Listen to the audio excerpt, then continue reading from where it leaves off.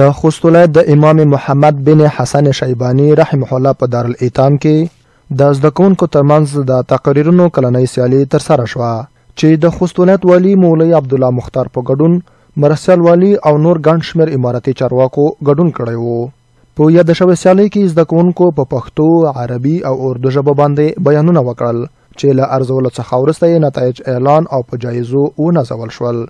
د خوست مرکزي دارالایتام مسؤلین وایي چې په دغه مدرسه کې د خوست په شمول د پکتیا، پکتیکا، لوګر، غزنی او د نورو ولایتونو یتیمانو ته زده کړې ورکول کیږي چې زده کوونکو ته پکې د زده کړو مناسب چاپیریال برابر شوی او هر ډول امکاناتو ته لاسرسی لري.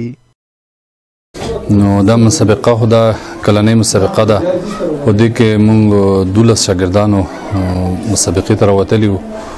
نو په درې ژبو کې بیانونه، عربي، پښتو، اردو. تعلیمي بخش کې چې دي ټول سبقونه شته د امارت په نصاب کې کوم چې کتابونه دي هغه پکې ویل کېږي، عصري علوم، دیني علوم او صحت په بخش کې ډاکټر لرو او د شفاخانه لرو وړه غوندې او کمپیوټر لیب لرو. هر شی انشاءالله منظم دي. زده کوونکي خوشحال دي چې دوی ته داسې برنامې ترتیبېږي. دوی وایي چې د دا ډول سیالیو له لارې کولی شي چې د دوی په زده کړه لا مثبت اغېز وکړي. دغه سیالۍ زموږ د ټولو طلباو دپاره ډېرې مهمې دي. الحمدلله دوی ته ډېر ښه جرأت وربخي او په آینده کې بیا دوی کولی شي د خپلې ټولنې لپاره خطیبان شي، امامان شي او خپل خدمت ته په ښه لوړه سویه باندې او په ښه انداز باندې ورسوي.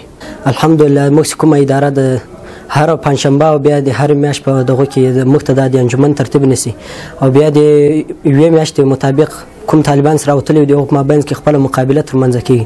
له هغو څخه بیا 3 کسان راوځي، بیا کال اخر ته بیا هغه طالبان په اول او دویم دریم نمبر باندې راسي، هغو ته ادارې له خوا څخه غټ انعامات ورکول کېږي.